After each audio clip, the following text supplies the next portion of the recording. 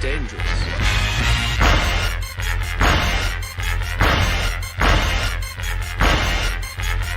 Bad feeling about this. You don't seem to understand something.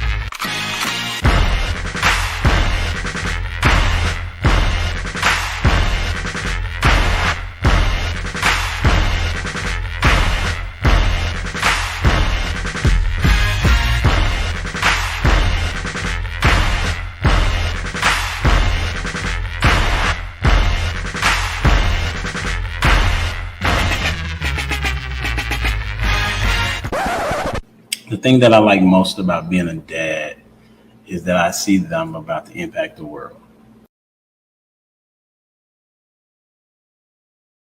Yep. Hey, it's your boy Humble Dad back with another edition of Humble Dad Podcast. Got a great show for you this evening. How do I know?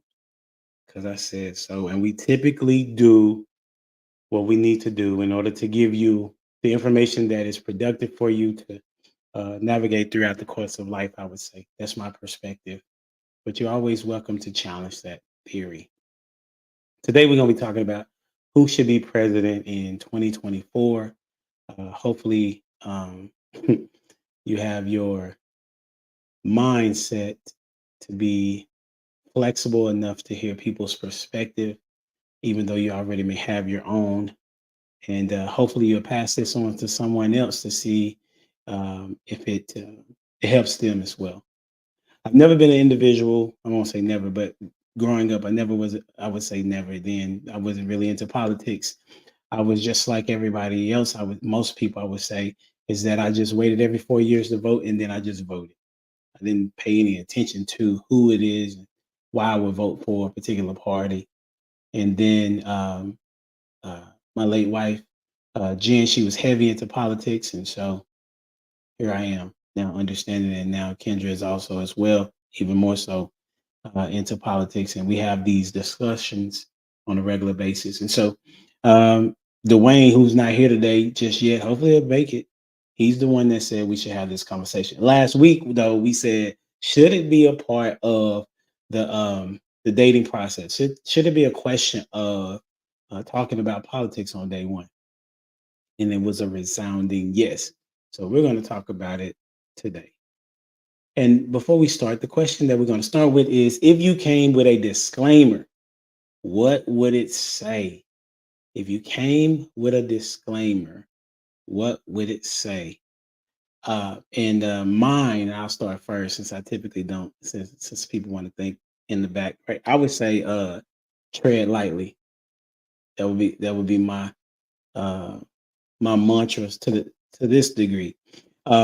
Meaning that if you want to have a conversation with me, know that I am going to ask you questions about your particular thought process. So tread lightly when it comes to, don't be overly sensitive about about what I may say, about what I may ask. My whole premise is to find out why you think how you think, and see if you can change my mind or I can change yours, or we can meet in the middle some regard. So we're gonna start off with none other than it's me, Jamie. I was in deep thought too. Like you saw me. Yeah, everybody. You see people backstage. You see their face. You know, I was like, okay. So the answer to the question, if I came with a disclaimer, what would it say? I got two, maybe. Don't come for me. I got something to say. Because usually what I do have to say is going to cause you to come for me. And then the other is, I can show you better than I can tell you. And that's because I'd rather show you that it can be done rather than just talk about it. So those are my two. That would be my two. Show me state. Yeah. That's what's talk about it, be about it. Yeah, always. That's what's up. All right. And then we're gonna welcome to the stage none other than Prototype.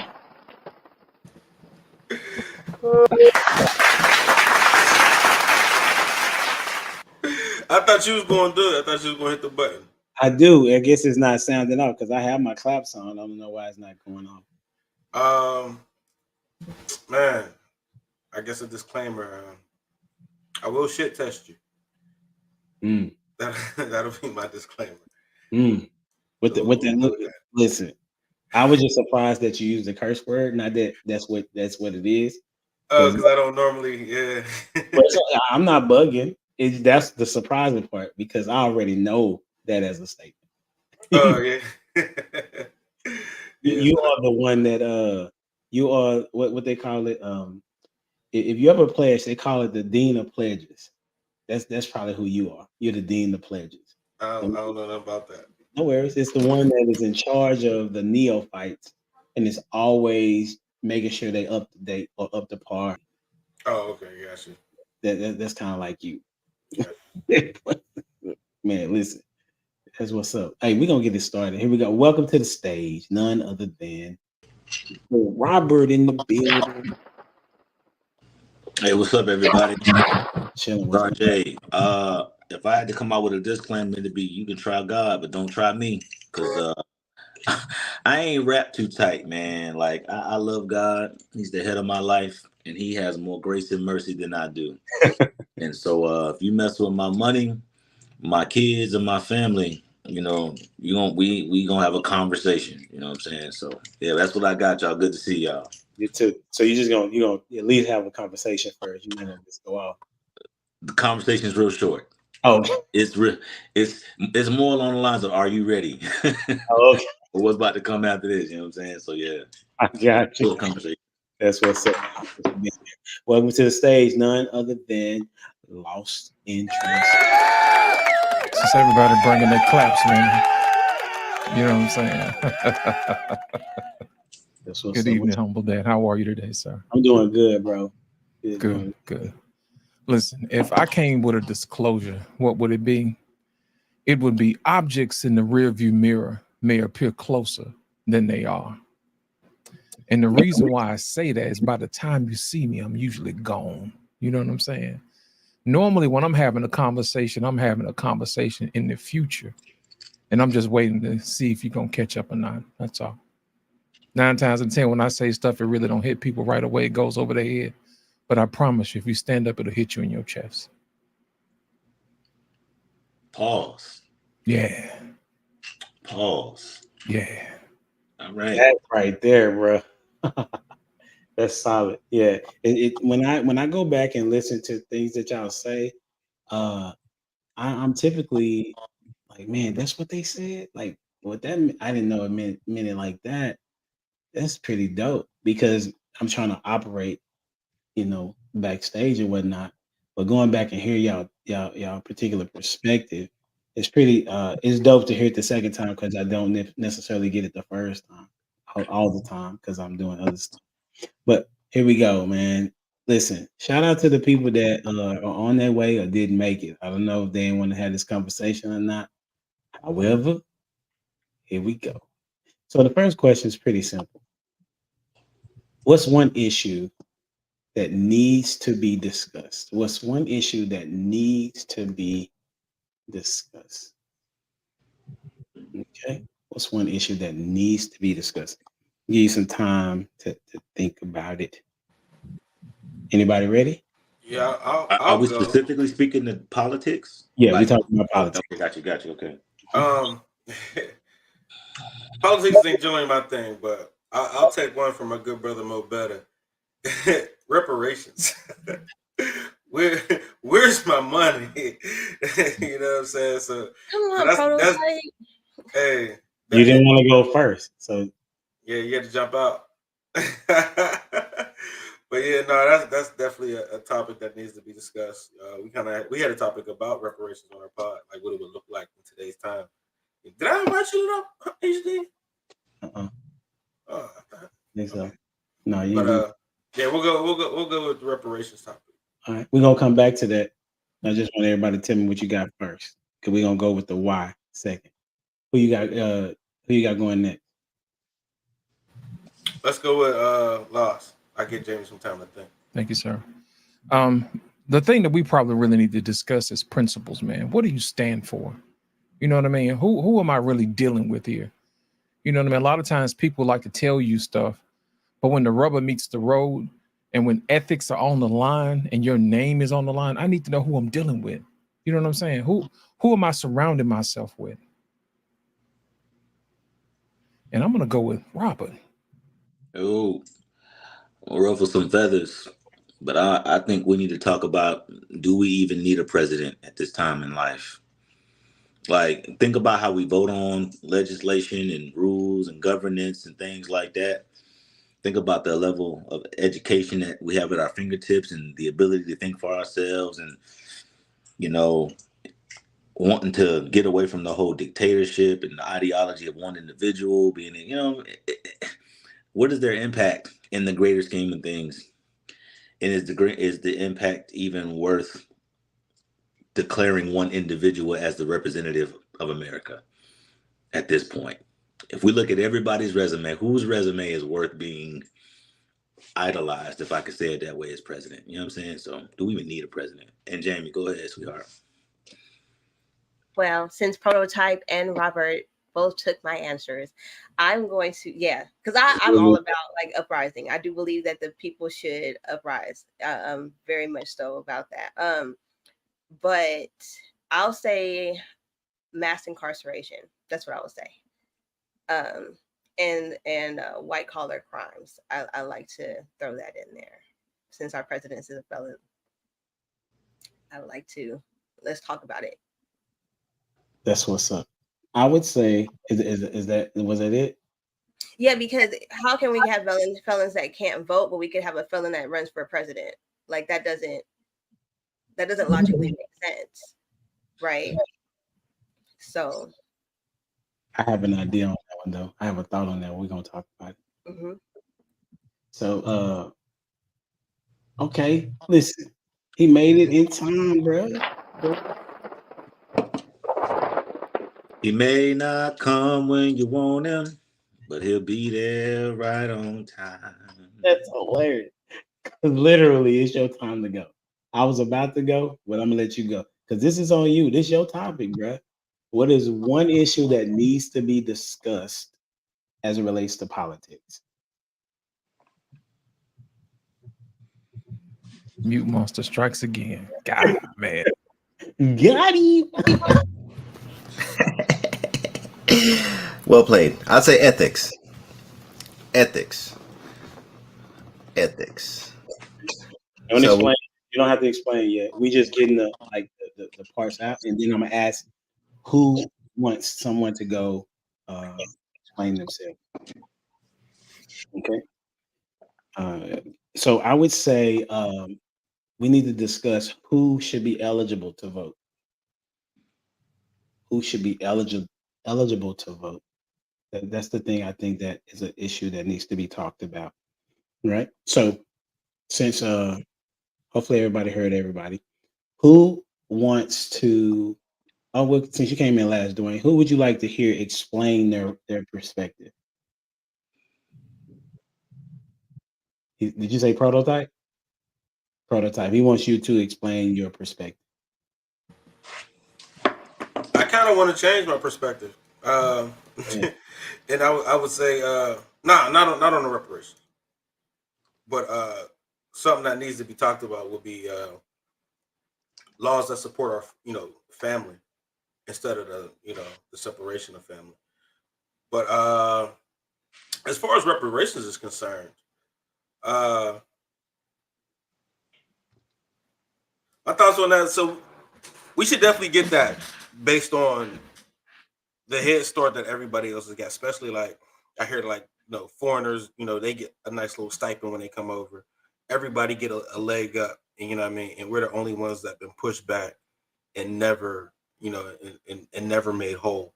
You know what I'm saying? Like even insurance companies make, that's the whole point is to make somebody whole. So the fact that we've never been made whole as, foundation, FBAs, it holds us back tremendously. You know what I'm saying? So I know Dwayne is on the other side of the boat. He's not an FBA, so I understand why he would have some pushback on that. But go ahead, Dwayne. Yeah, respond to that, Dwayne. Oh, this is the part I'm gonna respond to the FBA piece of it. A lady at work was the first one that hit me with that. She said, "You ain't an FBA." I said, "I sure ain't, because I don't even know what that means." Had to go back to my desk and get my click clacking on, boy. Uh, for real, for real. So yeah. Proto, you the second person that told me that. What is it to the public? What's the Foundation, isn't that Foundational Black American? Yeah. So okay, so I was paying attention. Yeah, so she told me I was in that. So, but she would be right, and you would be right too, because, yeah, from my perspective, or better yet, am I supposed to be saying why I chose mine, like why I chose ethics? Or You can do either one. You can respond to what Prototype said, and you can also tell us your perspective on yours. okay, and I respect where Prototype's coming from. I understand it. But yeah, he would be right. But for me, with ethics and politics, I've been conditioned to, and I think we all have been conditioned to believe that politicians shouldn't have ethics, because things are changing. Like you get elected and you go in there and you find out it's different. But I don't think it should be so. I think you should stand on your morals, and you shouldn't allow people to sway you, and especially money. So that's why I would say ethics is important in politics. So are you saying ethics for the politician? Are you saying ethics for the politician, and within inside the policies in which they write? Interesting. Okay, who you want to go next? And then once we finish, anybody can ask a question for somebody to follow up. Who you got? Lost. Thank you, sir. I had ethics as well before you got here, so I'm gonna highlight the things that we were talking about before. I think it should be ethics, and I'll tell you why. Because I get tired of people writing laws for the rest of us, and it doesn't touch them. You know what I'm saying? My whole thing is this: if you're in office and you're voting, you know what I'm saying, on things that affect me, but it don't affect you, I can't trust you. I can't, because your best interest is not at heart, for real. Because if anybody could pay you off, you can ignore my vote, or you can ignore the will of the people. You see what I'm saying?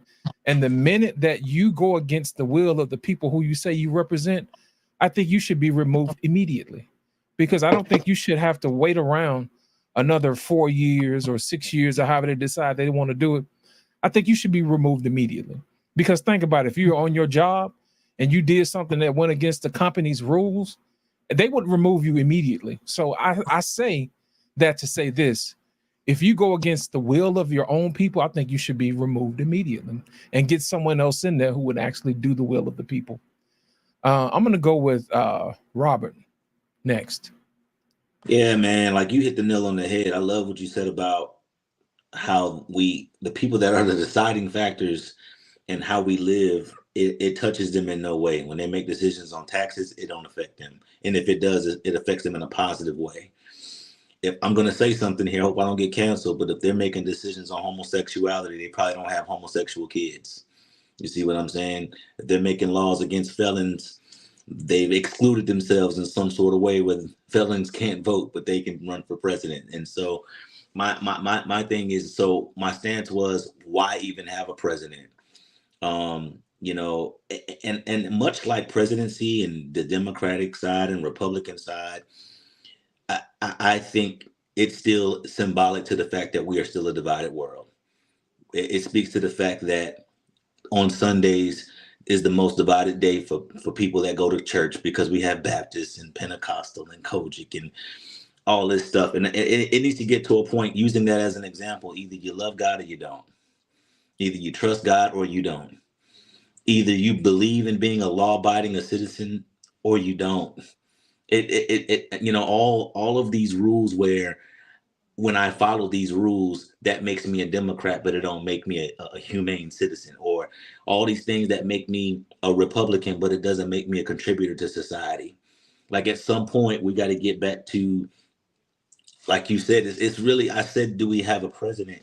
But I think the conversation of ethics, moral compass, you know, what qualifies you? You know what I mean? Like it's almost like we don't even have qualifications for presidents anymore. Like we don't have age limits.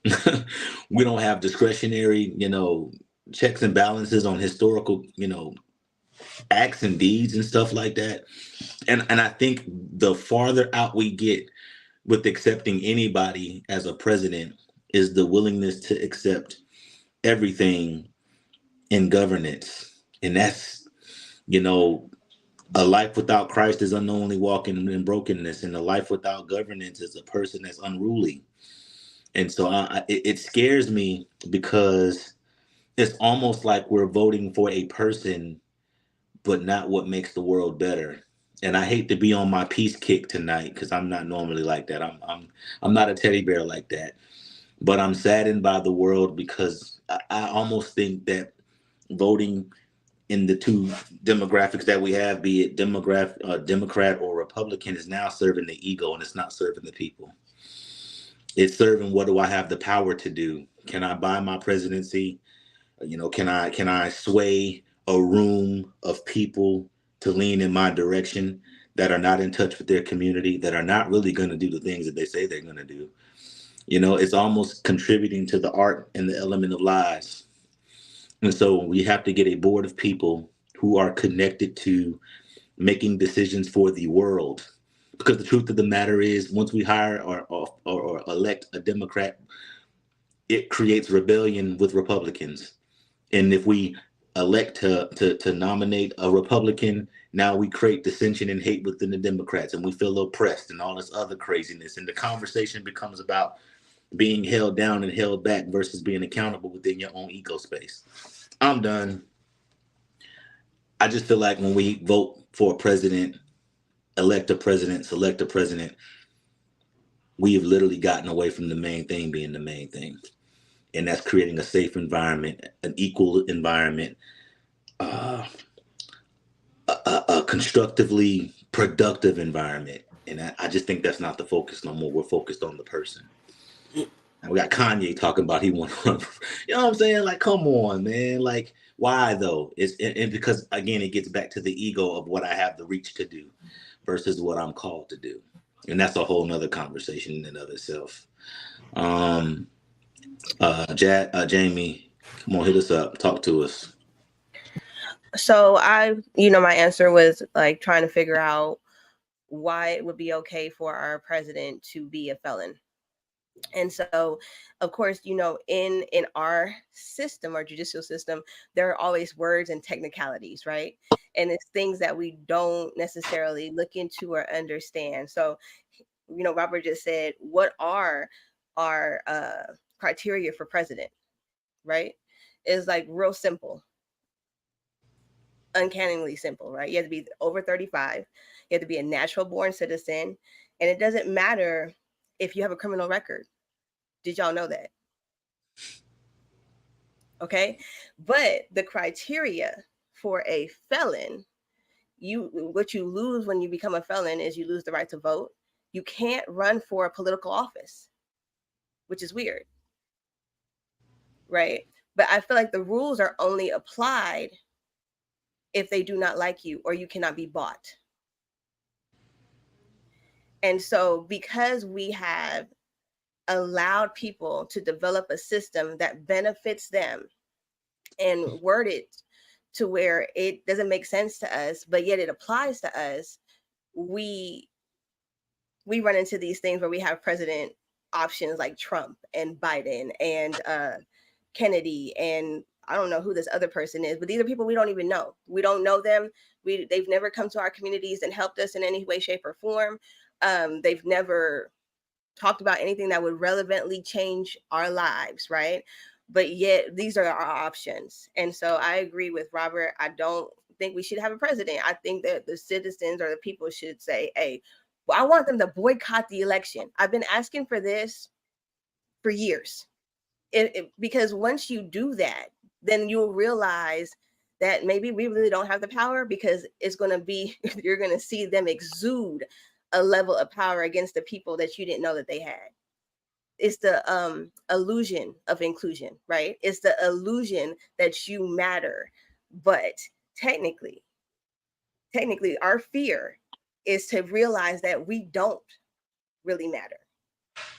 I think that's why the people won't boycott the election, is because it's the fear to realize that we have been playing their game this entire time.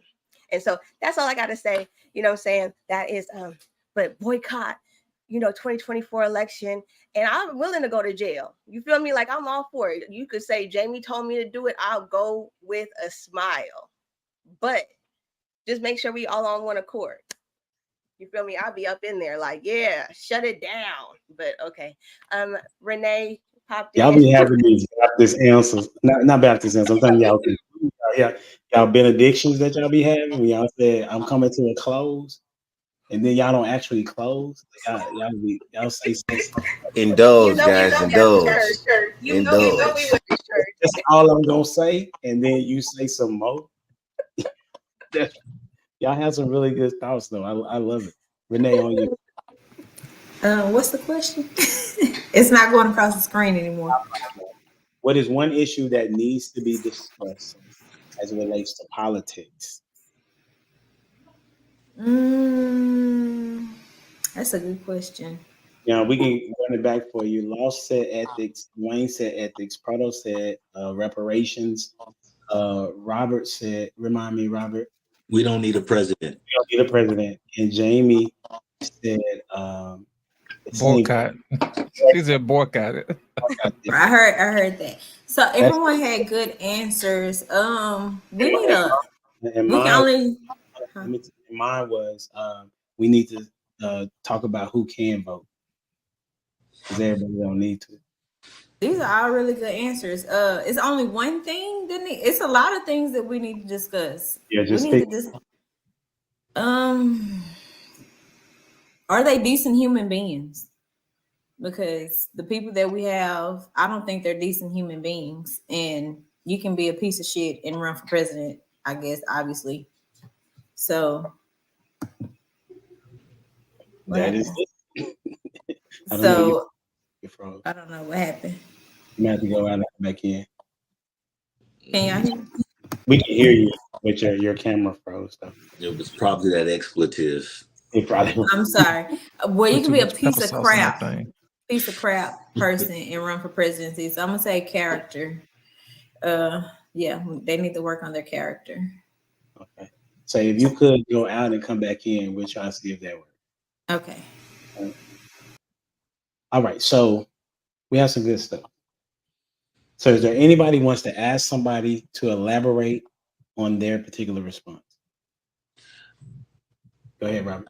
Now, Jamie, I love you, but I want to know in 2024, why are you willing to go to jail? I just want to know. Well, because and I apologize for my language. I didn't know another word to use. No, you're fine. No, I was joking. You're fine. Go ahead. Hold on. Was you finished, Renee? Yes. They need to work on their to see if they're good people. Because right now we don't have good people running for presidency, and I feel like we should not have a president. We need to be single for a couple of years. Gotcha. We should see other people. Weigh our options, because this ain't it. Gotcha, Jamie. Go ahead and respond to that. Why are you willing to go to jail? Oh, because somebody's going to have to get, in trouble for it. But I'm willing to go to jail for the change because I'm really tired of the American people falling for the okie doke. I just would prefer for us to really do leverage the power that we have. Do an uprise. Do what they did. Isn't that how America started in the first place? Is they uprose and they left. They came here. They lied because they were all felons. They really committed treason against Britain, right? And so technically they were felons themselves, and they came over here and they stole this land. They created documents so that people that could not read, and they stole a land that didn't belong to them. Okay, criminals all the way around. So why would we not reflect the leadership that we've had this whole time? Okay, I just don't think you got it. I mean, I'm just gonna be honest. I'm not nobody's martyr, and I ain't going to jail for the fact that we don't need a president. I just think we don't need a daggone president. And the reason why I say that, my thought is challenged there. And hear me out. This is on topic, but slightly to the left.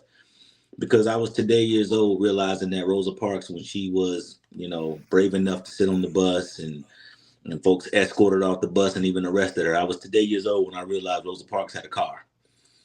And so, Husband had a car, drove to work every day. And so I what I'm trying to say is that because of the way history works, we try to isolate and say these are the instances that drove the train in equality, when the truth of the matter is 50 black people could have sat on the bus and said, this is what we're going to do. But at the end of the day, the powers that be that make the decision, it wouldn't have changed until they made a decision to make it equal, period. And so I want you to consider not going to jail, because jail is bad. Jail is crazy. And I'd even go a long ways to say, just looking at you, I could be judging you right now, but you don't like you ever been.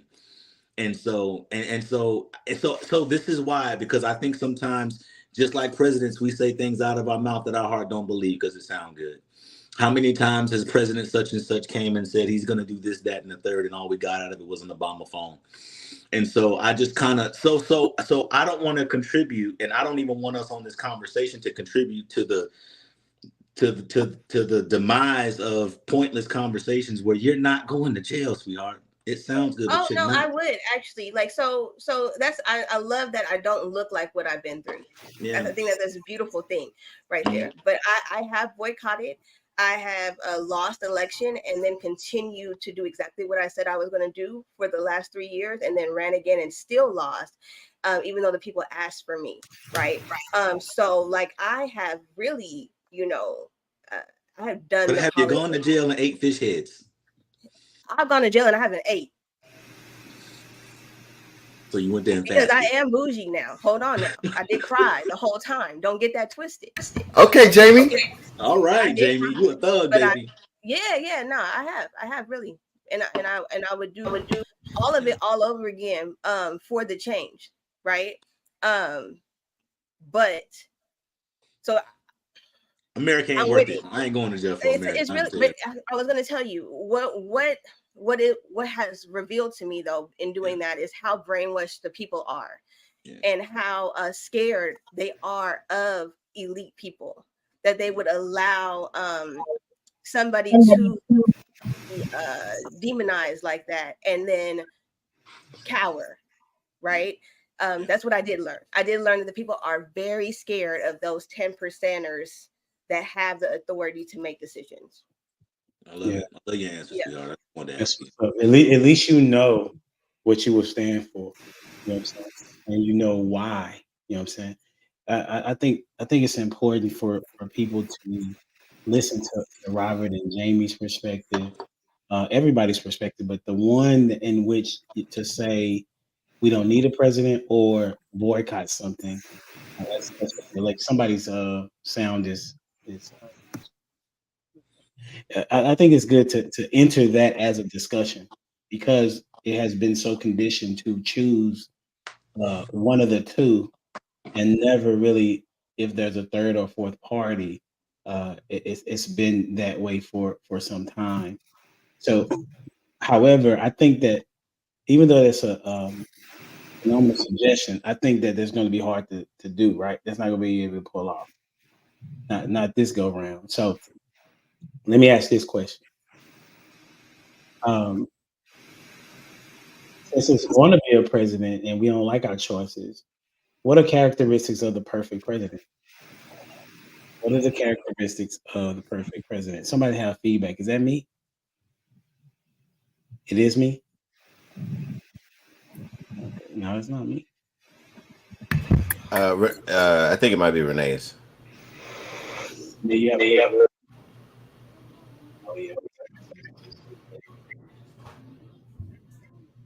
Okay. Well, the thing about that a question like that is understanding everything the job entails. And I think there's so many secrets when it comes to the actual duties of the president. You know, some of the decisions they actually have to make. It's a hard call to make, to be like, okay, this person said these kind of characteristics. You know what I'm saying? Like, we all play sports, so I can say what kind of coach I want. You know what I mean? What kind of coach would best serve needs for me to be better.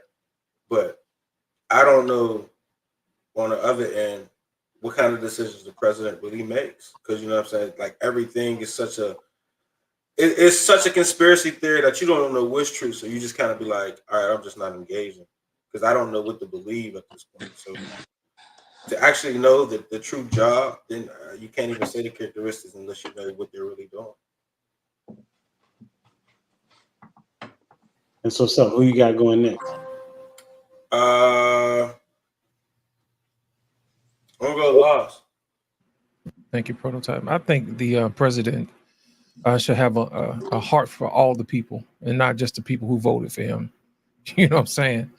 I think a lot of times, man, when we get into these situations that we have people who only think that the president is the president of the person who they voted for, and they're going to ignore the other half of the country. I've always been a proponent that the president should have a cabinet of the opposing side's people, you know what I'm saying, just to keep them honest. You know what I'm saying? Because think about it, you already got your people in places of power and position, but you still should have the ear of the other side. And I think that's the best way to do it, is to make sure that you stay in touch with both sides of the country. Because think about it, when you become president of all people and not just the side that won. And I think if you do it that way, you would have more people on board, all pulling in the same direction, versus people saying, hey, that's not my president because I didn't vote for him. So if you have a president who has an ear and a heart for all people, I think that is a characteristic that goes a long way as far as leadership is concerned, because you're concerned for everybody and you take that in consideration. I'm going to go with Renee this time. I want to hear what she has to say. That was dope. Well, thank you for picking me to go next. So I agree with what you said, but I also think that a characteristic, they need to have a servant mindset. Like, I think a lot of people get into politics, or I guess being president, they be real selfish. So they only have like the agenda to best serve, I guess, their group of people, because all of these promises that we've been made as voters, we haven't received. Well, I haven't. I don't know. I haven't benefited from anything that they've told me that they were going to do. I'm not sure about anybody else, but I just think they should have a servant mindset, and then like Law said, they need to have people to balance them out. Like, everybody should not be on your side, because if we all think alike, how can we really know what's really needed? We all on the same wavelength as far as our thought process. So we need to have diversity in what we believe in, what we think, and how we think the world should be ran, so we can get the gist of everybody, not just what best serves us. Let's see. Prototype. I kind of already went. Yeah, okay, wait a minute. Hold on. I thought you did, but Robert, I'm sorry. Okay. Humble Dad, team, Congress. I don't think that I don't even know if it's like a characteristic, man. I'm real sensitive tonight. Can y'all tell? I'm like real, like I'm sensitive. Yeah, it's way different than last week. Yeah, it's weighing on. Hey, own it, brother. Own it. I feel like a little teddy bear tonight, man. That's what it is. Are you acting like the 7-minute dude? Yeah. No, I ain't gonna go that far, but I don't know if it's even a characteristic, Humble Dad. I'm of the thought that, I just think that people that do anything in life need to be called to do it. And I think part of the problem is people that's doing anything that doesn't work is because they have the aptitude to do it, but they weren't made to do it. I think, Noah was the only Noah. Moses was the only person that could do that. Like, and just jumping like David, because the only David, he's the only little dude that could have been him to beat a big guy. You know what I mean? And of course, Jesus is the only person that could descend from heaven and come down on earth and like love people that hate him, praise him one day and still have the heart of the people even while he's hated. You know what I mean?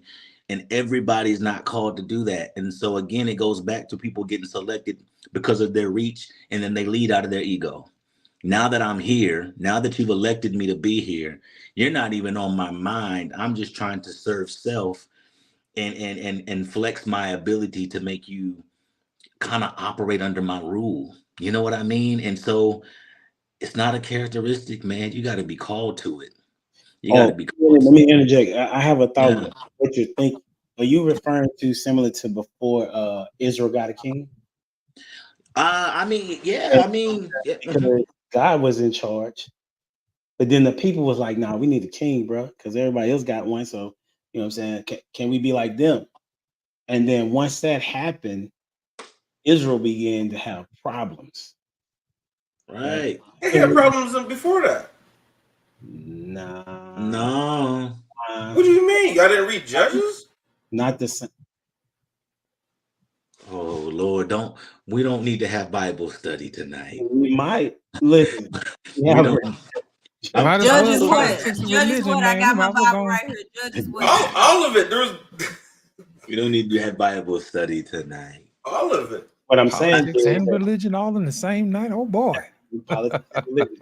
So what I'm Going saying is down. it was not as bad as having a king in charge and making the decisions of the entire people.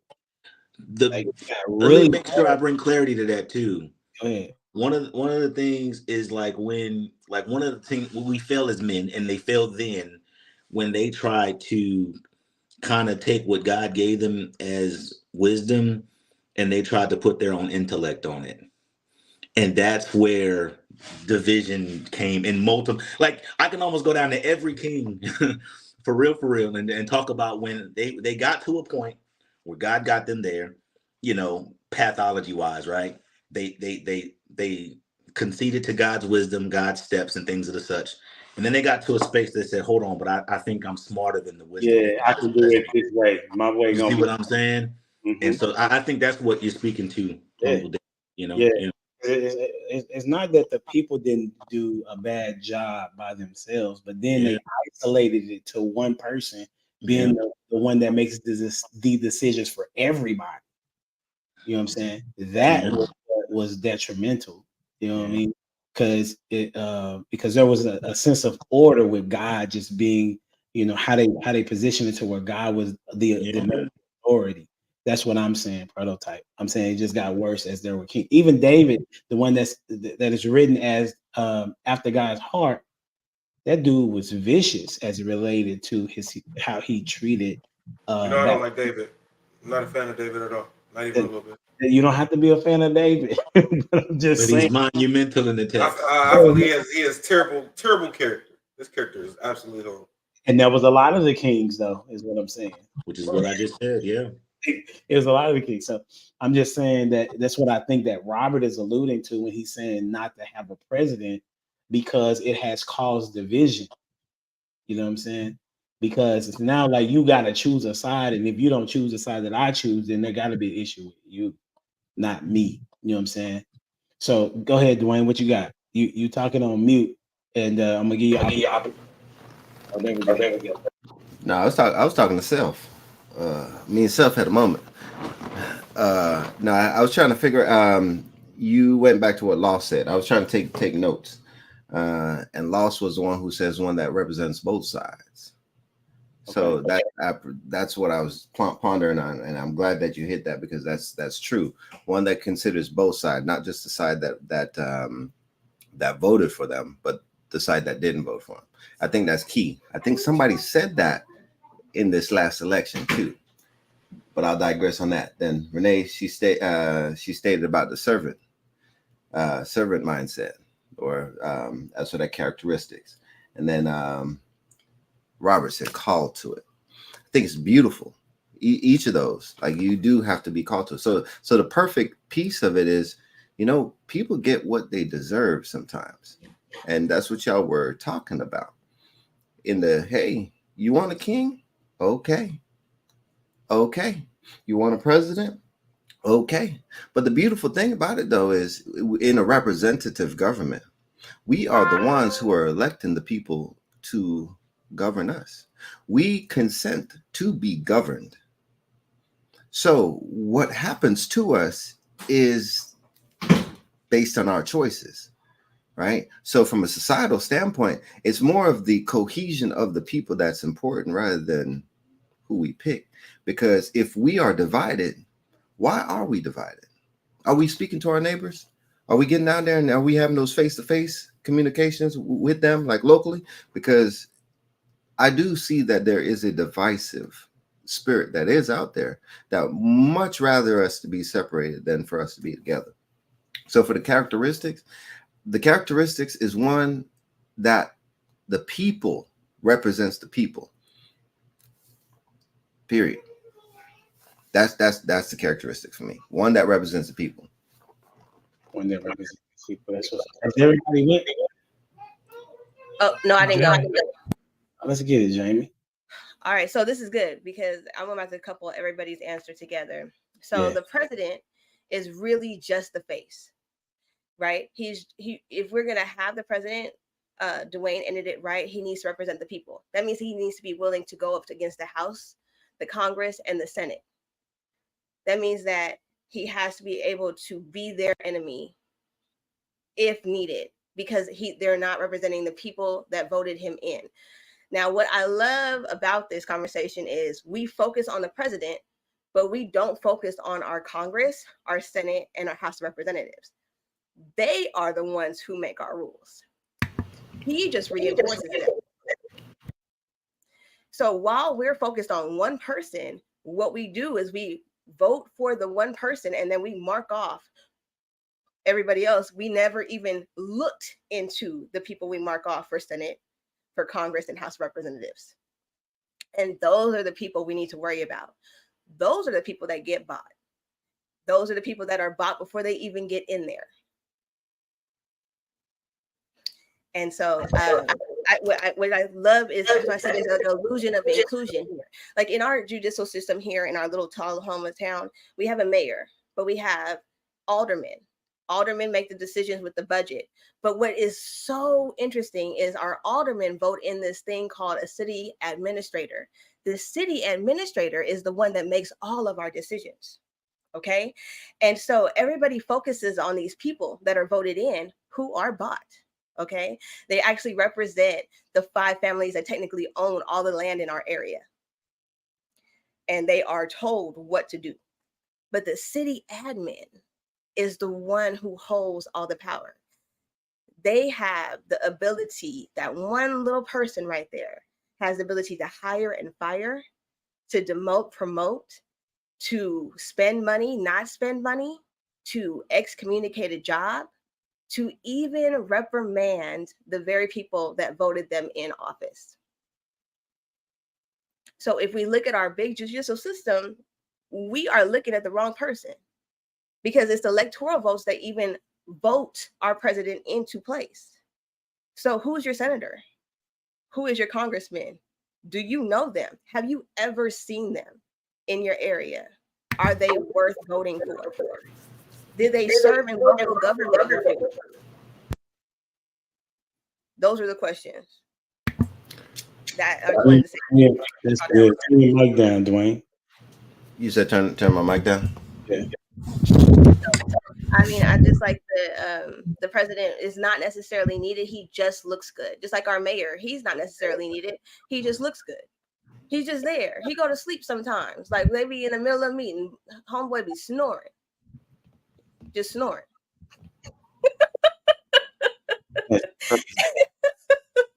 Because he's not needed. That's crazy. Did you, Dwayne, did you want to say something what Jamie said? And then you go on mute. Like what?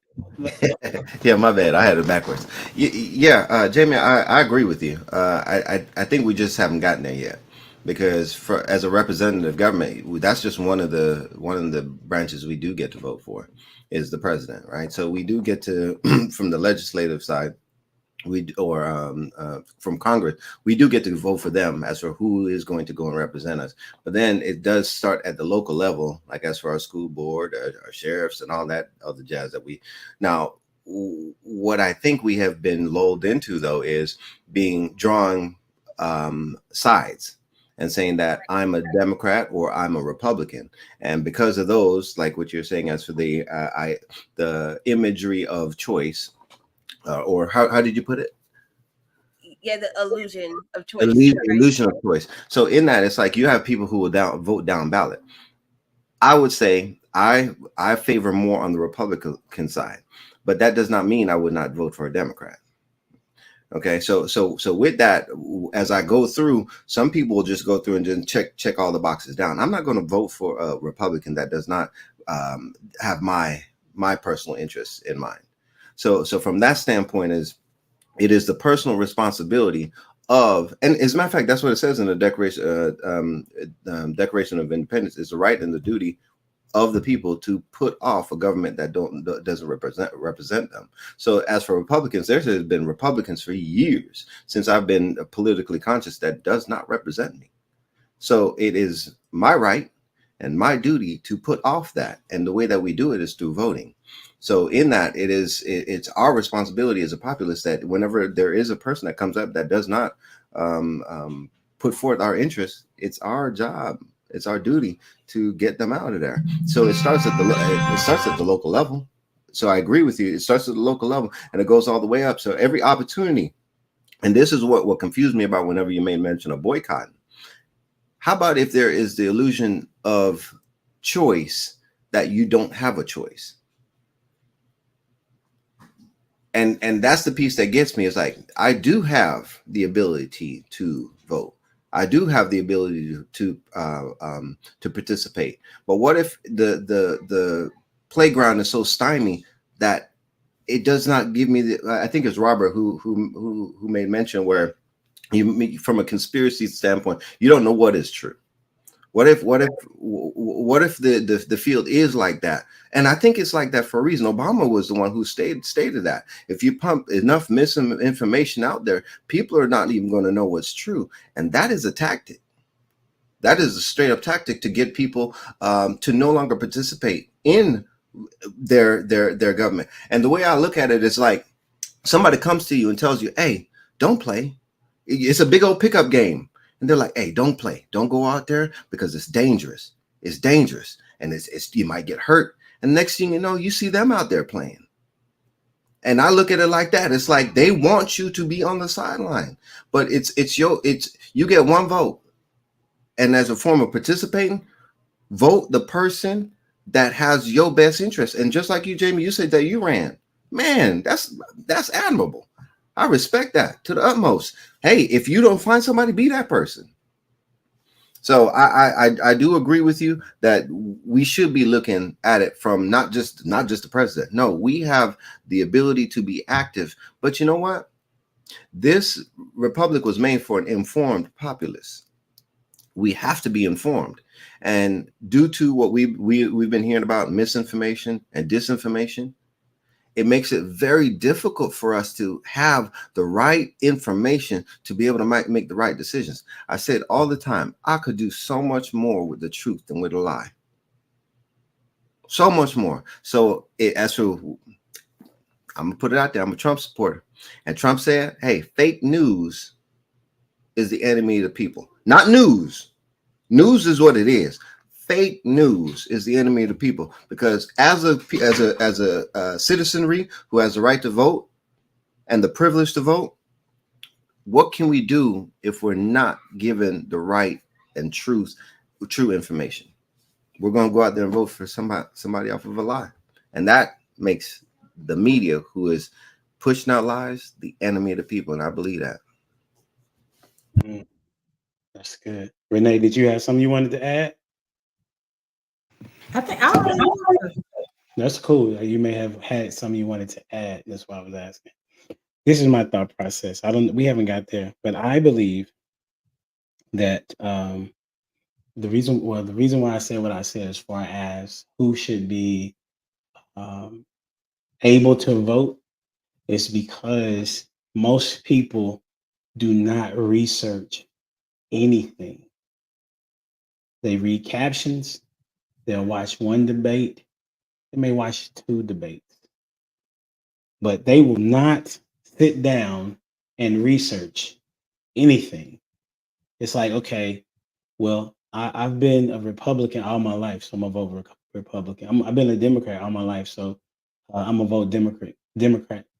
Never sitting down and saying, you know what are my values and what are their values? Right? Reading more than one article, more than one headline, being 18 and saying, yeah, I can vote. I don't understand. As I've matured, I don't understand why that is the age when the mind of an individual doesn't get fully developed until after 25. So we want 18-year-olds to make the decision of 18, 19, 20, 21 decisions of who's going to be the next president.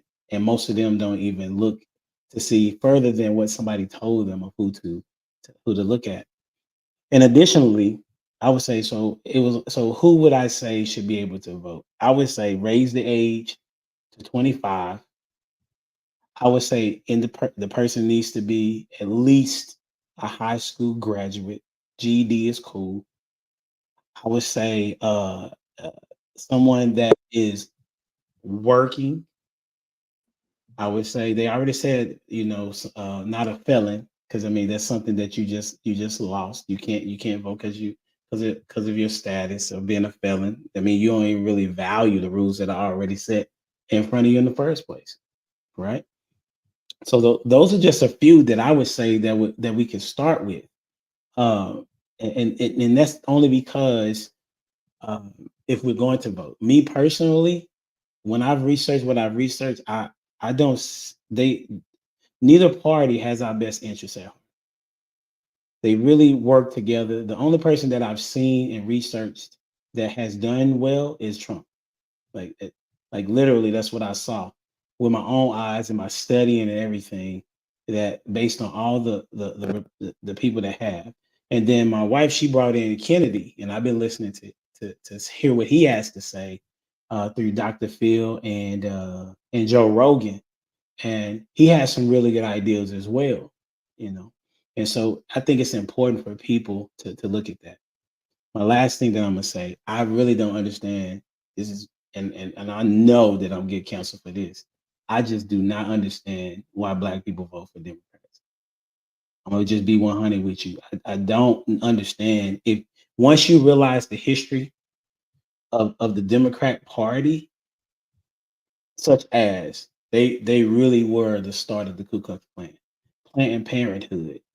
Did y'all know that that last year? Did anybody know how many lives were terminated last year in the woman's stomach? Millions. 1,500,000. Well, 1,050,000, something like that. Right. Okay, and it went down just a little bit in 2020. It was like 990,000 during a pandemic. And do you know that 30% of those are from Black women? And do you know? Can I ask you a question? Yeah, absolutely. So, okay, I'm listening to what you're saying, and I respect, everybody's different opinion, but why does what a woman do with her body matter to anybody other than her? Oh, that's a great question. I love that you asked that question. Well, it didn't just matter to her when she laid down and had sex with the dude. She got the sperm, huh? Right. What if he doesn't want it as well? What if they both agree that they don't want the baby? So should they keep it because people think they should keep it, or should they do what is best for the both of them? Because 9 times out of 10, if a woman keeps a baby and the man doesn't want it, then they like, well, you should have thought about that before you had the baby. And then now she's on welfare, or she's trying to put him on child support. And then people say, oh, you shouldn't put him on child support because you shouldn't have the baby. So why are we worried about what a woman does with it? All right, I got you. Right. So first of all, let me premise that I've been involved in this situation. Okay. Me and my late wife, we had an abortion. I think she may have been 21. Something like that.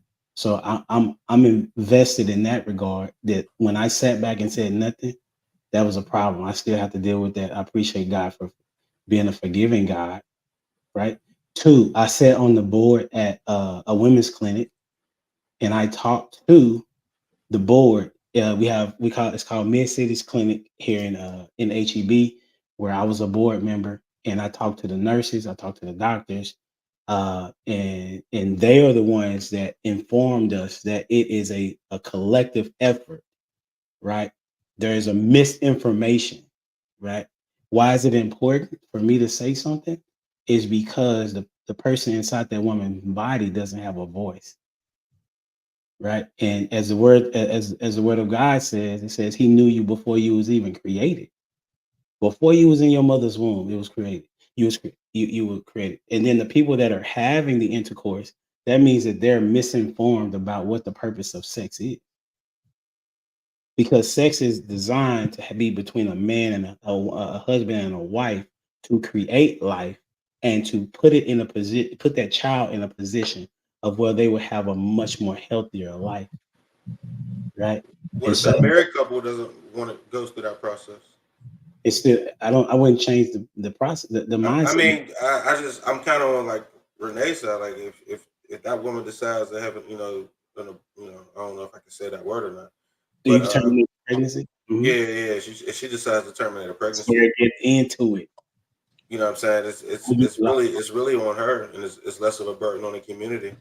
You know what I'm saying? Like a decision like that, based around the fact that if you look at our numbers, with the highest rated single parent homes anyway, and most of them most of the single parent kids ended up in jail, going through some, doing some type of prison, or what I mean, it's not a good situation for the kids that actually come out here and are in bad situations, or single parent home situations.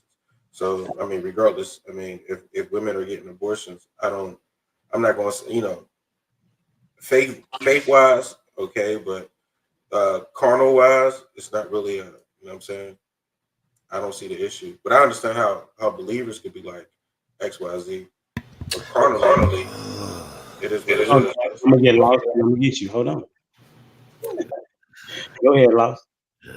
I watch a lot of podcasts, and I always promise myself that when I see something wrong, I'm gonna say something. Okay, and I'm gonna go ahead and say this because I think it needs to be said, as far as point of order when it comes to having conversations. I've noticed that anytime a guest has a particular topic, we have people who interrupt him and actually stop his train of thought before he completed. And I've seen it mostly with our sisters. And I'm asking you, please don't do that. Please don't do that, because most people will sit back and they'll wait their turn. But for some reason, we act like we have to talk over people.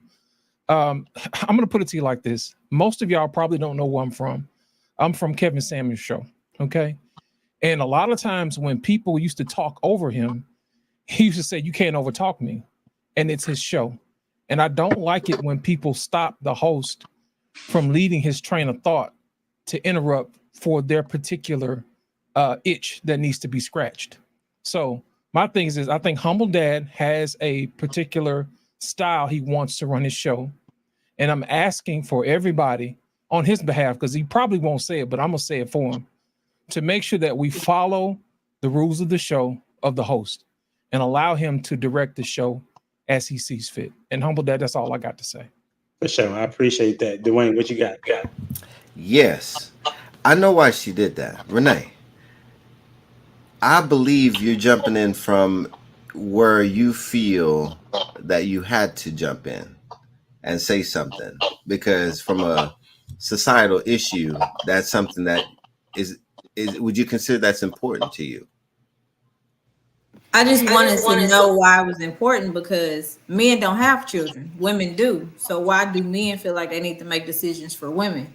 And that's because it's a lot of ways that people can get pregnant. So if you telling me if I get raped, I gotta have a baby because it goes against whatever. But if I don't want it, then I'm forced to have it because people think that I should have it because of how they feel, not how I feel as a person. Okay, so with that, from I like how Law said, from a point of order, men have a duty and responsibility, and men are supposed to look out for the weakest and lowest in society, the defenseless. And what's more defenseless than a baby? What's more defenseless than a baby in a womb? And I think that's the main problem with America, is with weak men not standing up for that premise. And I respect what HD said. He's speaking from a standpoint where he participated in that, and I'll jump in that too. Me too. But then I can then sit there and say that was a cowardly act. So now that I have the opportunity for my eyes to be open, and just like what he said, the grace of God to forgive me, being a forgiving God as he is, I now know that my actions was wrong, right? So whenever I now see, like even what Law said, whenever I see something wrong, I gotta say something, right? So the stance in which you're standing on is to defend the right of the woman to make a choice. Now, the choice that's being made, is it a moral one? I don't believe so. And the reason why I say this is because what I've been hearing is it's just a clump of cells. Whenever I listen to the argument from the other side, it's just a clump of cells. Now, what people don't understand is that same clump of cells, I see 1, 2, 3, 4, 5, 6, 7 of them right in front of me. We are all considered just a clump of cells. We just had the ability to develop, and we weren't terminated. So in that process, right, and going to prototype your point, right? What if two married couples right now decided that their 3-year-old in the next room, right, is not suiting their lifestyle? Do they have the right to terminate them? No, they do not. The difference now is we have been convinced to think that baby that's inside the womb is something else. That's the thing. We have been convinced that it's less than. If you put a cake in the oven and you allow it to go until the time it's supposed to be done, you're gonna have a cake. Or you put the batter in there, you're gonna have a cake. If you take it out before the time that it's supposed to be done, it won't be. So we're taking it upon ourselves as human beings to interject. And I think we said it earlier about whenever it comes to being a president or whatever, once we go outside of what God's order is, guess what we have? We have chaos.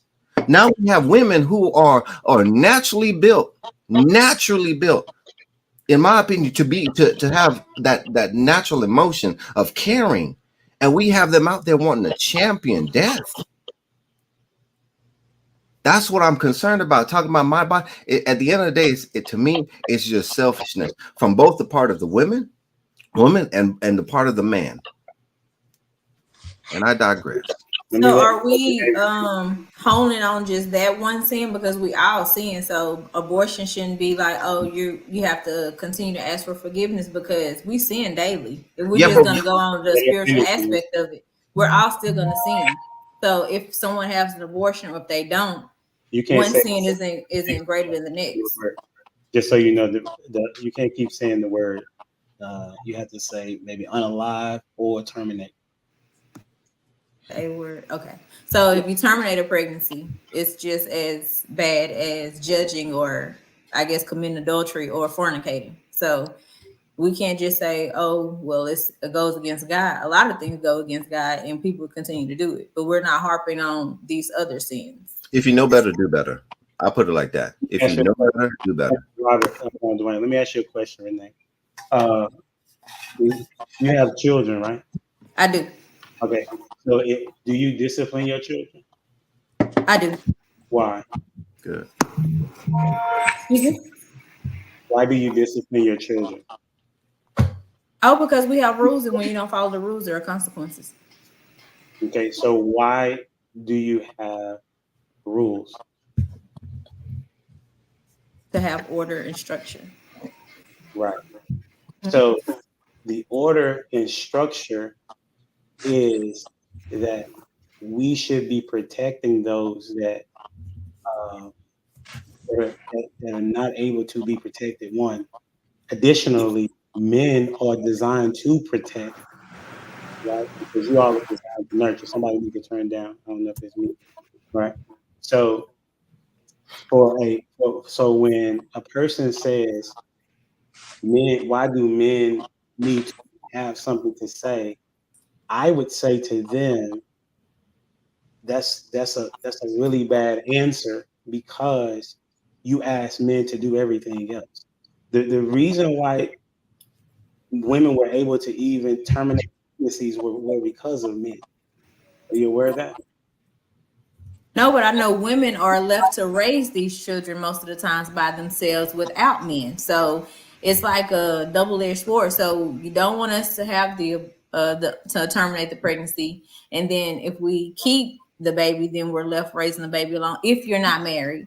And then sometimes babies cost a lot of money, and so then that could be put more strain on her financially if she's not getting any help from the father of the child. So it's a lot of things that go into the whole situation. No, that's not what it is, right? And I'm glad that you're here and having this conversation. I think that you're uninformed. Very. How am I uninformed? I tell you, okay. The design of Planned Parenthood was to eliminate Black people. Okay. Are you aware of that? I'm not surprised. No, but you're not. Are you aware of that? No. Okay, so that's one. 2, 80% of the clinics are in Black and Hispanic neighborhoods. Were you aware of that? I don't think that's necessarily true. Well, I'm gonna say where I'm from. Listen, one thing about me, I don't just say stuff. Like, I go research things, right? And remember, I told you I was on a board. Okay, so there are, and then the next thing is that what's the percentage of women, Black women in America? Do you know? No, I don't. Okay, 6%. About it may be a little bit more now, though. Okay, so 6% of the Black population is women, correct?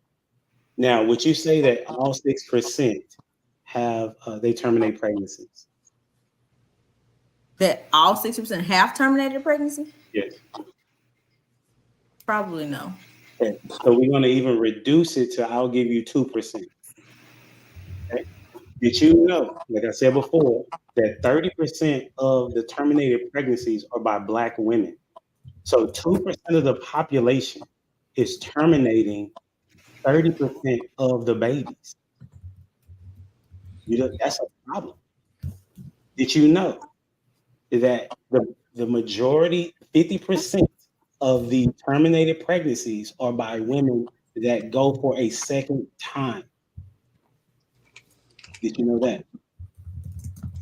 Okay. Did you also know that when a man says, yes, I want to keep the baby, 80% of the time the woman keeps the baby? Did you know that? Yeah.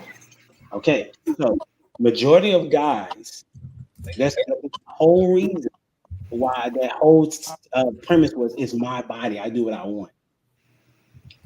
So that the man would be X out of the equation is what I'm saying. So respectfully, I'm saying I think that you're misinformed based on what you're saying. And I'm here to educate. Robert, go ahead. I don't got nothing on it because I don't want to attack Renee. I ain't even gonna lie to you. Hopefully you don't see it as an attack. I don't feel like it's an attack on anything because I ain't done yet. I know people who's living it. That's fine. I ain't done yet. I'm sorry, you're not done, Robert. Go ahead. Put her on mute. No, I'm joking. Put her on mute. But like, I first of all, I'd like to say that we're talking about, getting on welfare, and I don't have any statistics on this like Humble Dad, but I would leverage myself to believe that somebody who gets on welfare after conceiving a baby in any way, in whatever that looks like, they were probably on welfare or close to it before they got on it. You don't just have no kid and just get on welfare. That's not how that works. You were broke before you had sex. That's the first piece. The second piece is we got to stop using the whole, unwanted sex as the reason for it's my body, because I do know this for a fact that only 1% of reported terminations are because of unwanted sex. So stop with the it's my body crap. Stop with that. Like, as a Black woman on this podcast, going to the uninformed comment, can we stop saying that, please? Can we stop using that as a cop-out for bad decisions, whether it be by the male, whether it be by the female? And I'm thankful for legislation and law that's kind of try to govern our dumb choices, because now we have people using the it's my body in alignment with me having unwanted sex when it's only reported at 1%. In other words, 29 of every 1,000 terminated pregnancies are from unwanted sex.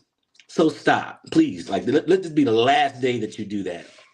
And then the last thing I'd like to say is that right, wrong, or indifferent, as it pertains to this stance, it does require a level of governance. It does require some sort of metric of control and so this is why we don't need a president per se, but we do need legislation because we're putting ourselves in a space where we're going to live by one person's ideology or what they represent versus what is really good for the masses. And so there has to be governance, there has to be legislation, there has to be votes on, in terms of how Congress does this, that, and the third.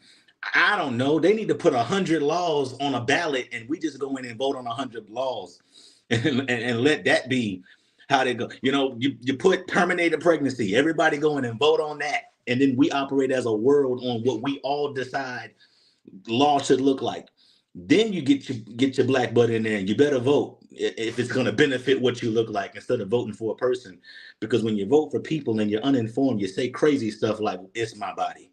Please try your best not to say that again, because that's just inaccurate.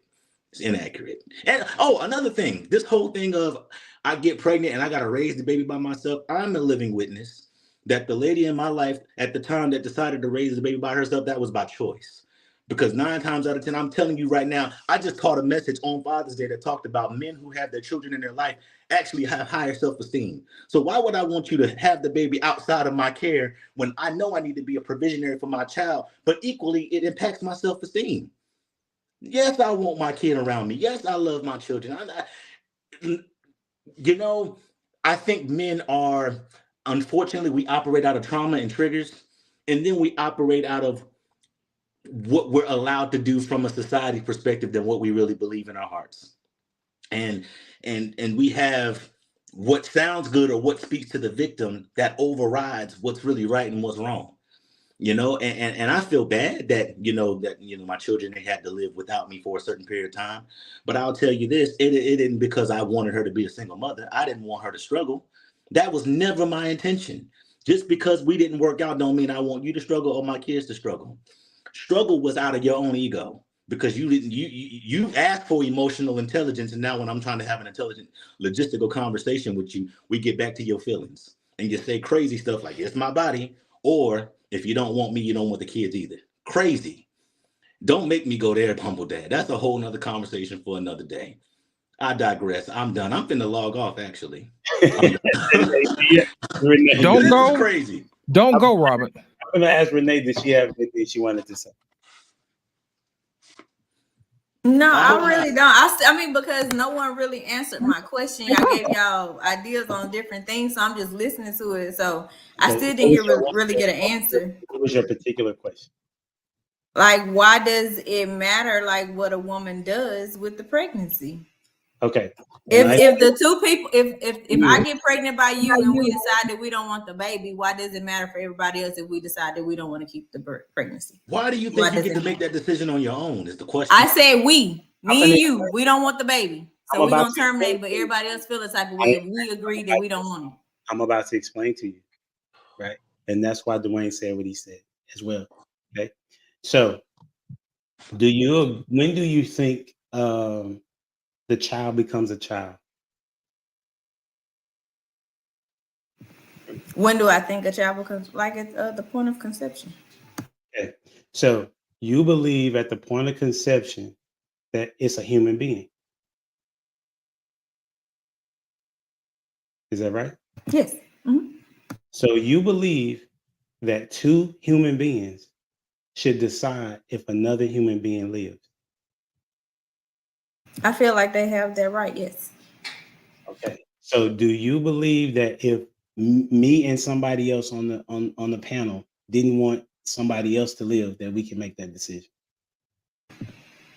That's a different circumstance. Y'all didn't create that. Why is that different? Because you didn't create it. Why would we have to? It's not your responsibility to make sure this person is kept for and all of those good things. Like, those are reaches. No, it's not. Bet. Watch this. Okay, so it's not a reach, bro. Why? Okay, so you have a house. You live somewhere. Yes. Okay. Let's say that the builders decided we just gonna tear your house down. Would you be okay with that?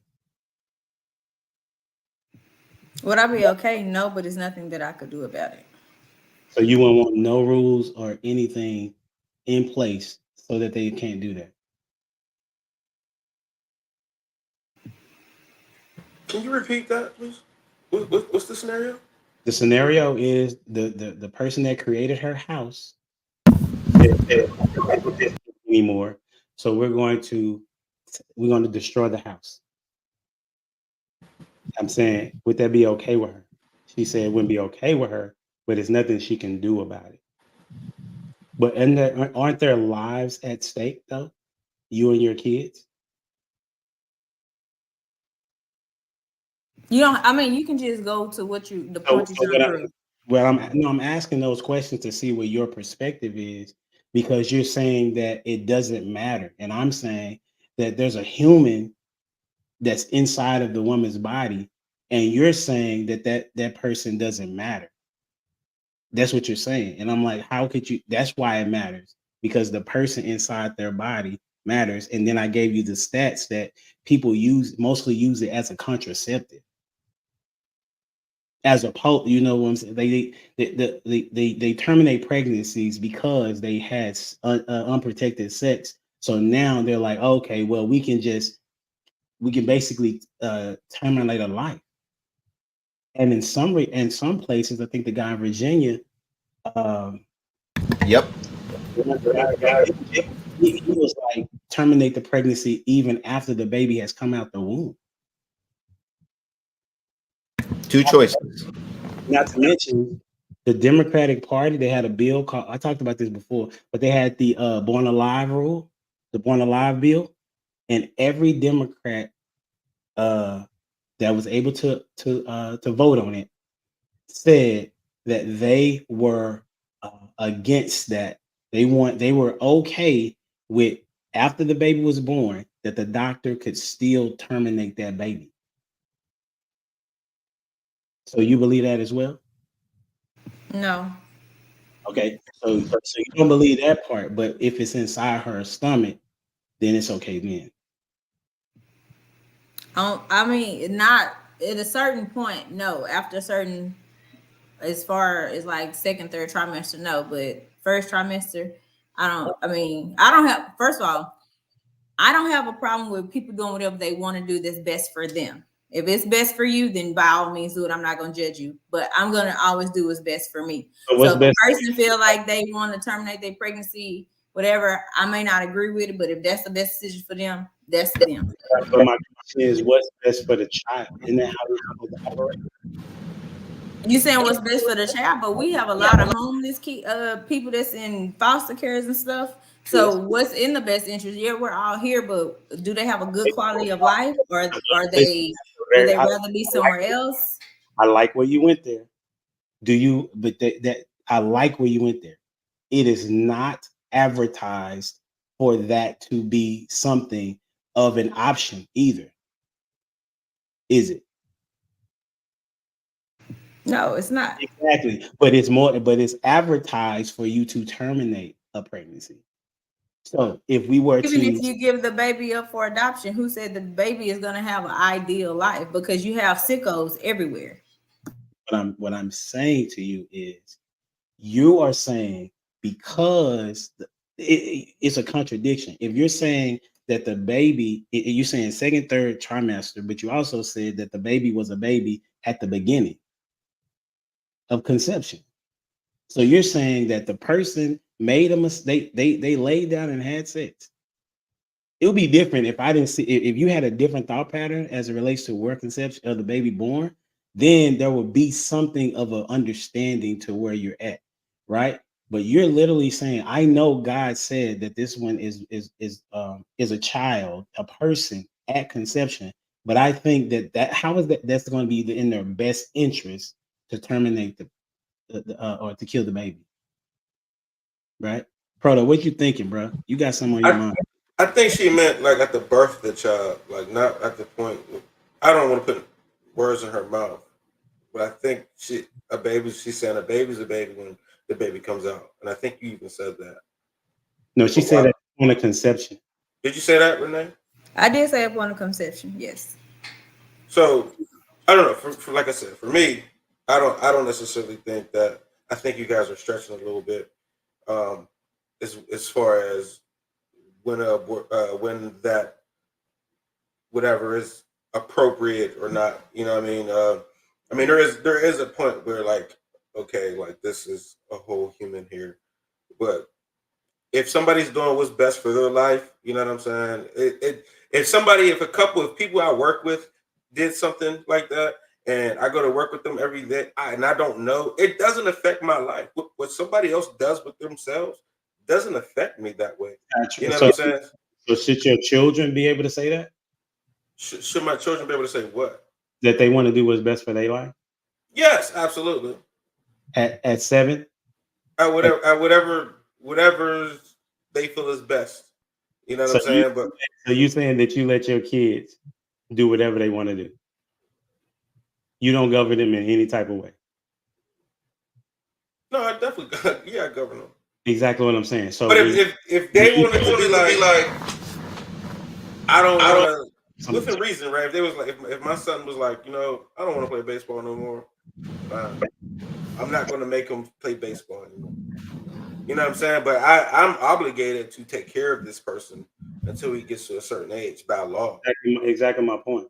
You know what I'm saying? But as far as something like if it was a I don't know how else to say the word, but in that situation, yeah, if I can't take care of this a new situation, I'm not going to do it. You know what I'm saying? It's like I'm not going to do it.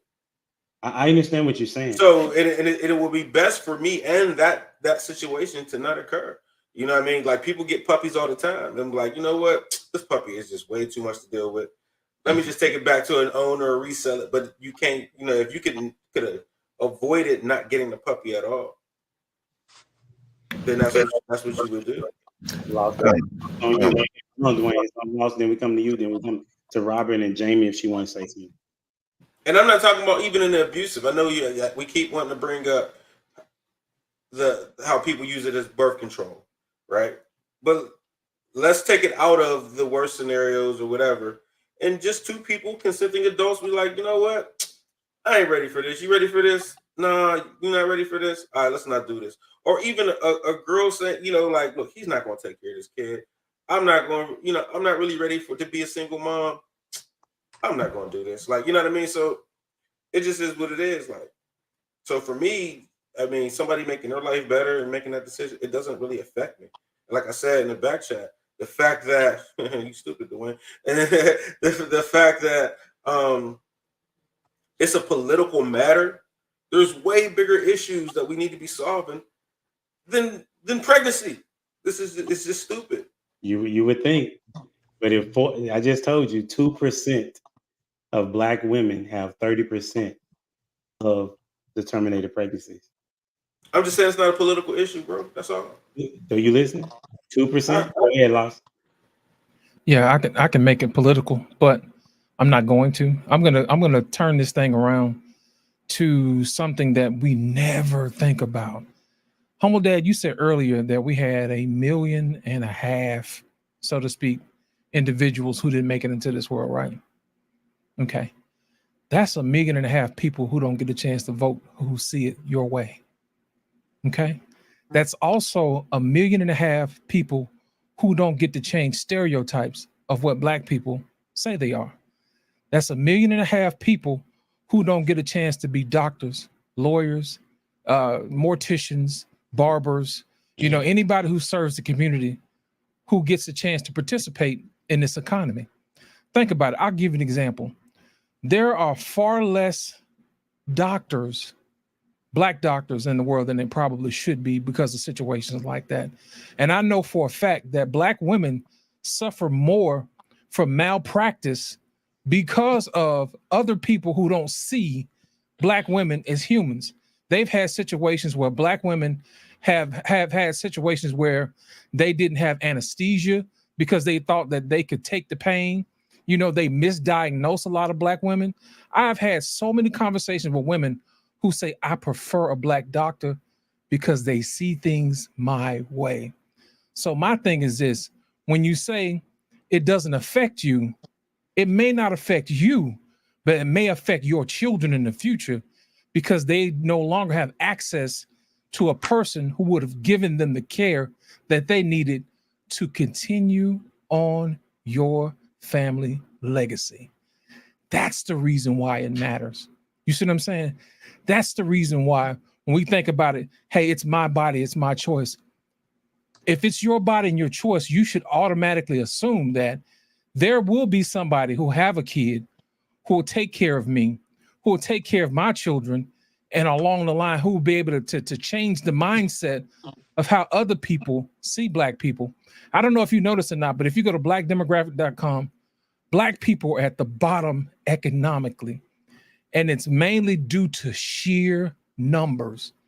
Imagine if we had those 1.5 million people on the books, matriculating through college, matriculating through school, who actually are now truck drivers, barbers, tax-paying individuals who pay into the system, so that way we can have the services that we need for the things that we need.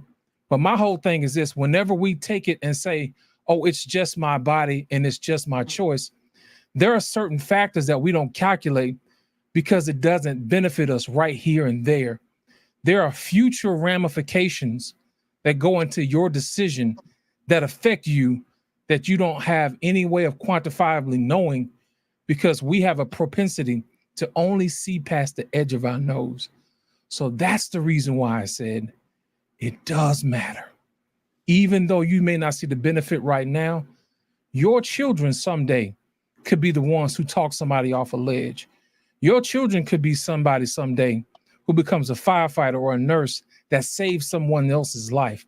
Your children could be somebody who comes back and says, hey, look, I see worth in you. Those people can become ministers, pastors, anybody who serves the community to uplift the community, to actually give people a brand new look on how Black people are. I came from a generation where people used to say, I'm Black and I'm proud. And people were always wanted to go into higher education. They wanted to better themselves. You see what I'm saying? And they used to have a saying that says, a mind is a terrible thing to waste. Well, guess what? If there's no mind there, there's nothing to waste. And if there's no mind there, then there's nothing for you to gain. So anytime we have a situation where we economically X ourselves out of a position due to sheer numbers, then of course it does affect you, and it affects us all, whether we like it or not. That's what it's in the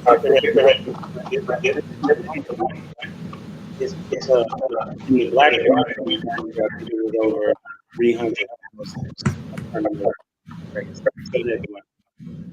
Yeah, your mic was a little off there. I think it might have been you. Everybody needs to mute up, man. One humble bass talking. For sure. Hey, but you good? Can y'all hear me now? Oh, that's probably what it was. It was. I was just saying to correct. It wasn't 1.5 million. It was like 1,050,000 in 2023, and it's the highest it's been in 10 years. Okay. And then in that number, I was saying that about 300,000 of those are Black women. The 2% of Black women, 300,000 were from them. Go ahead, Dwayne. All right. So I think the point that you were getting on earlier was about population control and how it impacts the Black community. But I think overall, what we're getting at is how it's not just necessarily the Black community. And I think Prototype, you were saying, as for crack, white folks use it more, right? It's a form of population control. So from a human aspect, like we have given over our dominion from a lawful standpoint to people who don't even have our best interests at heart as human beings. I'm gonna put it like that, right? So Robert said something earlier, right? We have all these different sects and different denominations, different multitude of ideas and all this. Let's boil this stuff down to good and evil. Let's boil it down to good and evil. That's how I look at it. So is the definition of murder? Do you know the difference? There's two words that are different from a murder and abortion. Those two words are those words. Dwayne, you gotta be careful with those words. My termination of a pregnancy, termination of a pregnancy. Those two words, the difference between murder is unlawful, premeditated. That's what the definition, unlawful, premeditated killing. The termination of a child or of a baby or a fetus is lawful in America. Now, from a moral standpoint, is that moral something that's we want on our conscience? Because we are the ones electing these people to represent us. So I look at it from the standpoint of they have convinced us to kill ourselves. Earlier, Prototype, they asked you as for your 7-year-old making your own decisions. Think about this from a standpoint of the way that the question was asked to you, and you were like, yeah, right.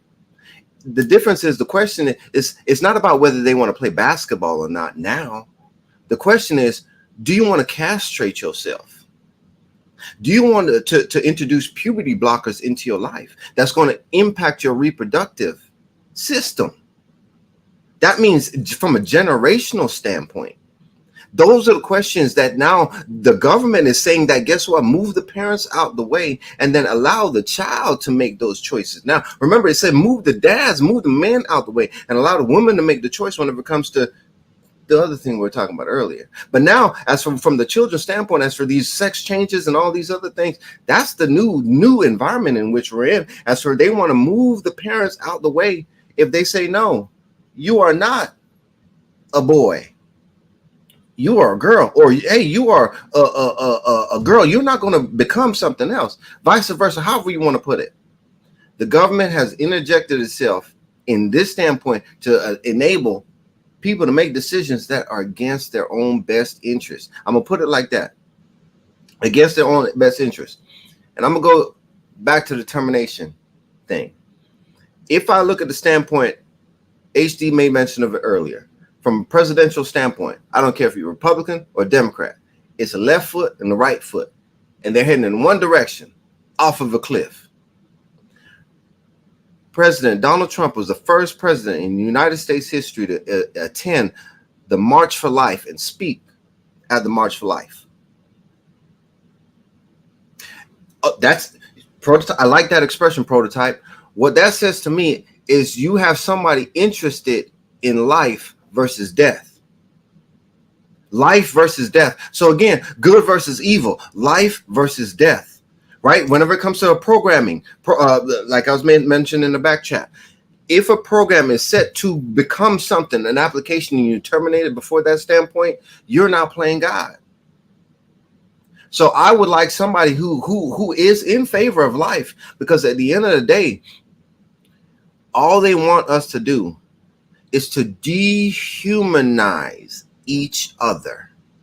Once we start to do that, what we're doing is playing into the idea of population control at a grand scale.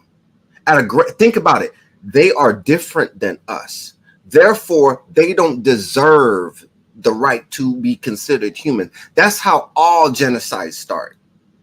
And right now, from a standpoint of where we are in America, we're doing a genocide of babies in the womb. That's how I look at it. And you know what? We're just sitting by watching it play out. And I thank God that we finally had a president that went in there and turned it back over to the states. So guess what? For those people who want to coagulate and say, we want to do this, guess what? You have states' rights based on the Constitution. If you want to have a state, but in Texas, they don't want to play that. California, they'll play it. So for those people who want to move to those places, go for it. So are men wrong that get vasectomies? I'm sorry? You got the same energy for the men that get vasectomies? Oh, that's what I wanted. Thank you for bringing that up, because y'all made mention of it earlier. I think it was Renee. Just as long as it doesn't impact somebody else, you could do whatever you want to do to your body as an adult. The issue is don't impact somebody else. So for example, if two people want to lay down, it's not just they what they're doing is they're creating now a third, and then they're impacting that third person. If you right now you want to go and get a vasectomy, my brother, it is your prerogative. But what about all the kids I could have that'll help us vote and be doctors and all that other stuff? That's your choice. Come on, man. No, that's the thing. Now, whenever you now start making choices to say, and everyone needs it, or how about this? How about this? Because it's happened.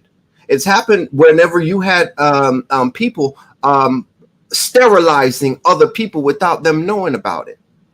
That's whenever you become immoral, right? Because now you are impacting other people's. You're infringing upon other people's rights who do want to have children. That's where it becomes an issue. If you want to do whatever, as a grown man, you have the right. America, the beautiful thing about America, you have the freedom from and the freedom to. You have the freedom from and the freedom to. So if you want to go get a vasectomy, go ahead and go do it. But if you want to go lay down with somebody else and create another human being and then say that that human being has no right to live, that's wrong. Because as for murder, that's why you said, oh, it's different because a 3-year-old. Why? Because that's a breathing person. That is a person, bro. Like the Democratic platform says it's a clump of cells. It's just a bigger clump of cells. Yo, and you know what? You know what? Let's on the further side of it. As for eugenics, you now can say, you know what? This person is no longer useful to society. This old person, they no longer can pay taxes. Out of there. Why? It's a bigger clump of cells. That's on the other side. That's on the other side of the newborn, right? A newborn is no longer, they can't really too much help you. Whenever you get old and you're no longer able to work, they can't do too much. But guess what? That quality of life, that's all they're talking about. So you have talked about quality of life in the womb, what is projected to be, quality of life when you're here, what it is, and quality of life in the future, what it shouldn't be. So these are the things that I'm looking at like, hey, they have convinced us. And you know what the beautiful thing about the devil? He just needs to ask a question. Did God really say? Did God really say? So with that one little question, now we're sitting here questioning these things like, is that really a human being? Yes, it is. Is that old person a human being? Yes, it is. Somebody has convinced us to think about these people as less than. And that's how we start killing each other and having no conscience. So do you agree with the death penalty? The death penalty? Now, again, why is that person getting the death penalty? Is it because they did something to themselves? No, it's because they did something to somebody else. To somebody else. Your freedom ends where somebody else's freedom starts. So is that a yes or a no? Ma'am, yes, I do. Okay. I do. But guess what? If somebody, if you look at the 10 Commandments, I believe the first 4 happens to do with personal property or the sacredness of property. Humble Dad was asking you about your house. It's your property. In America, you have the right to own property. So if somebody comes and steals something from you, there's a right that, guess what, defends you and protects you and your rights. So it says, hey, you can't infringe on her stuff. You can't come and infringe on her right to own something. So that's the issue, is whenever we now take liberty to then oppress other people based upon our desires. And I'm going to be honest with you, it's just selfish desires. You want to kill that child because guess what? Selfish. You want to lay down and have all the pleasure, but after when it comes to taking care of the responsibility, you want to give that up. America is all about personal responsibility. So what's the difference when you say a vasectomy is any different? You're laying down and having a pleasure and you don't want the child. That's the same argument. You can't have a child with a vasectomy. Have at it. But don't the you government want to lay down and have the pleasure. You're laying down and having a pleasure. Enjoy. You don't want to deal with the consequences. Enjoy. Laying down and having a pleasure. It's the same argument. You just no, it's not. Enjoy. If you want to have a vasectomy and go around and sleep with as many women as you can, conquer, my brother. Conquer. Own it. Live it, man. Enjoy. But if you're going around shooting your seed into these women and not taking care of your kids, you are wrong. Brother, you really think that's the same thing? Like you're not creating life. Like one is that I'm just saying, just keep the same argument across board. That's all. That's what I'm saying. I think that's a good statement that you're saying. You said a vasectomy, right? The premise in which Because I'm using. I said it for I'm sorry, HD, but I'm using vasectomy as in he keeps bringing up. You want to lay down and have sex. You want to lay down and have sex. You don't want to deal with the repercussions of having sex. So you get a vasectomy and like you don't got the same energy for that. I'll tell you why. I'm sorry, Lost. The difference is, let me get Jamie after me because she's been sitting for a moment. But what I'm saying, Prototype, is the vasectomy is saying that I'm not willing to bring in a life. That's the difference. Dwayne is saying, and I'm saying, if you're saying that you're going to be irresponsible in having premarital sex, then why not do what it is to have protect? Why not protect yourself from the one thing y'all both say y'all don't want? That's what I'm saying. Go ahead, Jamie. So what I'm gathering, just listening to everybody, I feel like we don't realize how hard it is for somebody to conceive, right? And if we all sitting on this panel and we all believe that conception starts at the moment the sperm enters the egg and the light, do y'all realize that when a sperm actually makes it into an egg, there's a light that goes off, right? And then there's a film that forms around the egg to protect the egg from any other sperm entering the egg. Therefore, it is not just a clump of cells. It has now a protective barrier for itself within the womb. And so I think what everybody's trying to say is that it is our responsibility once this sperm enters the egg and that life happens, we are supposed to protect that baby, because that one sperm made it, out of what is it? How many, like a million sperms get in there? And also I forgot about the acid in a woman's womb area that kills majority of the sperm before it could even reach the egg, right? And I understand people feel like it's a burden to have babies, but I've done foster care, right? So I mean, like, I've done my due diligence there, and it has been a blessing to help raise kids and then unite them back with their families when they got right. And it's a part of community. It's a part of our due diligence as people, because not everybody's going to have it all together. And I've even had to have my own sister's kids sometimes, right? Like, there's 3 kids on top of my own. And so, but I think what we have lost, or like everybody says, we've been desensitized to understand what happens at conception, how hard it is to actually conceive a child, because it seems like it is just so redundant, or the same type of people get pregnant that we deem as unvaluable people, because we already deem the people that are getting pregnant or having promiscuous sex at a low value anyways. And because we deem them at a low value, we feel like, and so do our superiors who have put these things in place for us to kill these babies, that these babies have no value, right? That because this life made it in there, that's not valuable because it can't speak for itself. But it created a defense mechanism to ensure that no other sperm could enter the egg. And I just want to say that's really big. It literally creates this beautiful film that kills off the rest of the sperm so that no other sperm can enter and tamper the egg, the life that has now been started. And that's all I got to say. That's it. This has been dope. Been phenomenal. I really appreciate everybody's perspective.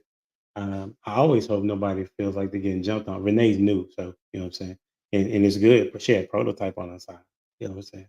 Otherwise, he would have been really mean. You know what I'm saying? So shout out to Prototype for caping for somebody. You know what I'm saying? You don't typically do that. So shout out to you. Shout out to you, Renee, for being to ask the question and have the conversation. I had other questions to ask, but it seemed like a really thorough, you know what I'm saying? It seemed like a really thorough conversation. And I have this conversation on a lot when it comes to me having to defend what side I stand on. And just for the record, for those that don't know, The Republicans are the ones that introduced Roe v. Wade in the Supreme Court 7-2 here in Dallas. So, so then now the Republicans don't even talk about that, right? And the Democrats have made it one of their lines of contact. For those that don't know, to run for a Democratic office, you cannot be pro-life. You can't be pro-life. If you are, you have to run as something else, right? So just all the things that like I said, I think most people are very much misinformed, especially Black people, as it relates to staying in the Democratic Party. It would make more sense for me for you to say, I'm not going to vote, you know what I'm saying, than to vote in the favor of the party that really is against you. If you look at the crime rate, it happens typically in a Democratic ran county. And as I said, the poverty is typically in a Democratic ran county. That's nationwide. You can check it. This ain't something I just said. This is something I literally went to go research because I was like, I don't know a good reason. And so I went to go research all of this. You know what I'm saying? And I fact checked myself several times. So shout out to those that's repping who they repping, but make sure you're well informed before you do. Me, I'm undecided on if I'm gonna participate. I know I'm just getting my Dwayne, really? You was late, bro. Not you. No, that was the back chat, man. Hey, relax. Eddie, don't hurt me, bro. No, not the outro music. Forgive me. Listen. Just make sure you know what you're doing when you're voting, right? That's my whole premise. So who should be president? It don't really operate in my position. I believe that the church needs to step up. So that's what I say. Right? If you're a follower of Christ, you need to be doing what you're supposed to do as a follower of Christ, and you'll see lives change. Make sure you check out Lost in Translation on all platforms. Prototype on Wednesday, every other Tuesday. Every other Tuesday. And then check out Renee, you know what I'm saying, on Instagram, right? Check out Renee on Instagram, Dwayne Jones Photography, and it's me, Jamie. I appreciate you coming in on your vacation. I appreciate that. I know we kept up some people a little late, but I'm on summer vacation, so y'all gotta leave when you can. Educators. Educators in the building. Hey, and until next time, we out here. Deuces.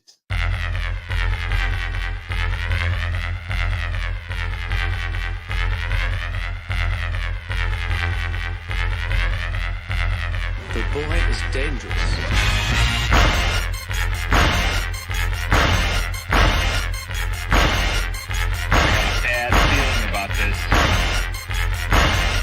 You don't seem to understand something.